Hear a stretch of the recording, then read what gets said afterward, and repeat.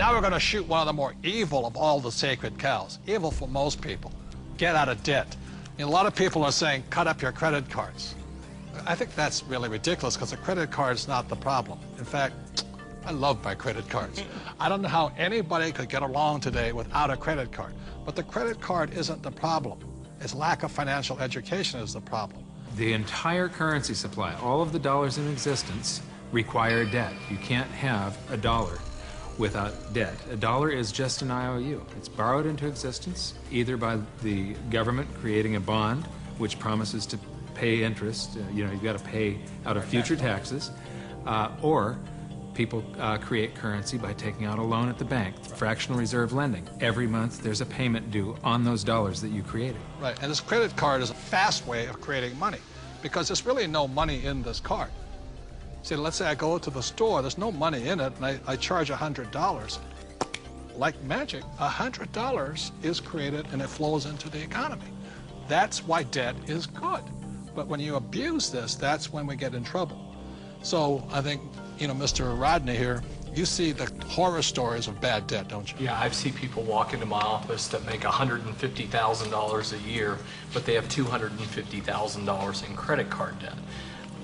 Let's face it, we live in a credit society, and you do have to have credit. And we have to learn how to survive and thrive in our credit economy that we are. But, people are walking in, and they have this bad debt. They're asking, what do we do with it? Well, number one, you try to pay off the bad debt so you can invest in good debt, which would be real estate. And we love debt, don't we? Yeah, we have a lot of debt. Our real estate that we own is all basically financed with our tenants. So that's what I consider to be good debt. So when we get real estate, we get proper leverage, and it's paid by all the residents who live in all of our projects. Well, and it's not just real estate. Business is the same way. I mean, we have good debt in business as well, so that the business is paying. We have debt in our business. That's how we grow, and it's the cash flow from the business that's able to pay the debt, and the debt creates more cash flow. Time out. Capital gains versus cash flow. See, in my opinion, 90% of the people invest for capital gains. That's why they say, well, my stock price went up or my house went up in value. That's capital gains. People like myself understand cash flow. In other words, I want a steady paycheck every single month. For example, my apartment house, every month it puts cash flow in my pocket. So if you want to be rich, you have to know the difference between capital gains and cash flow. Capital gains is technically gambling. You're hoping something will change. Cash flow is more guaranteed. I want that income every month. So very intelligent investors invest for both capital gains and cash flow. People say, I like real estate. I don't really like real estate. I just love debt because it's so easy to get a loan on real estate, right? Well, here, I like the analogy that you use sometimes. Say if you put $1 million of cash into a mutual fund, you get whatever you get paid. But if you put $1 million of it in a down payment, for some kind of a commercial project like we have, you actually buy a $5 million project. Right. So you're actually getting a $5 million asset with $1 million versus $1 million of mutual funds, and so the value you're creating on that real estate is on the $5 million, not the $1 million. Well, by using banks' leverage. And the tax benefits that you get on the real estate isn't on the $1 million either. It's on the $5 million. So you not only increased leverage on your cash flow and on your growth in your asset, but you've also increased your leverage on your taxes. Well, here's what we're doing. We get these loans, the tenants are paying them off. That's the point.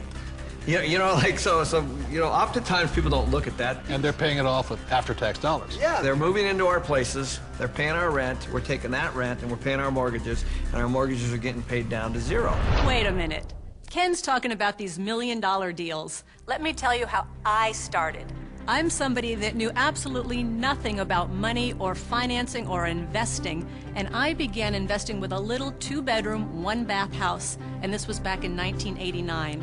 The house cost me $45,000. I had to put down $5,000, of which I didn't have, and I had a mortgage or good debt of $40,000. And the reason it was good debt is because every month I would collect the rent, I would pay the expenses, I would pay my mortgage payment, and at the end of the month, I had a positive cash flow of $25. Now, It wasn't a lot, but it was a start. And from there I learned, and I did my next investment and my next investment. So it was good debt because that debt put money in my pocket every single month. Just if people understood that there is such a thing as good debt, because I don't know how many people I talk to, but when I talk about debt, oh man, debt is the dirtiest word in the world. That's the four-letter word, debt. Because they're not educated, no, that's why. And people are raised, and I was raised to get out of debt. You see, this is the thing. You go to a bank, and the banker will sell you mutual funds. But ask them if they will loan you money to buy those mutual funds. The answer is no. But if we go in and we say, we want to buy real estate, oh, how much do you want? It's because there's collateral. Yes. They actually have something physical. That's it. Yeah, they'll sell you mutual funds, but they won't lend you money on mutual funds. That should tell you something. That should be a quick indicator. Dear God, what are you trying to tell me? You know, and the other part about it is, too, is that borrowed money for real estate, is that after tax, pre-tax, or no tax? It's no tax. Anytime you're borrowing money, there's no tax on that money. You can use that cash.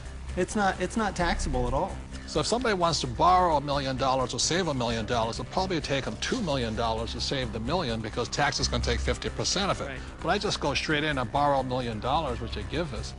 It's great money. I love my banker. I'm not saying bankers are bad. They're fabulous because they give us the money. All they want is their interest. We keep all the appreciation, depreciation, amortization. We keep all of it. They're the best partners of all. So I'm not anti-bank and I'm not anti-debt. I'm anti-lack of financial education because there's good debt and there's bad debt.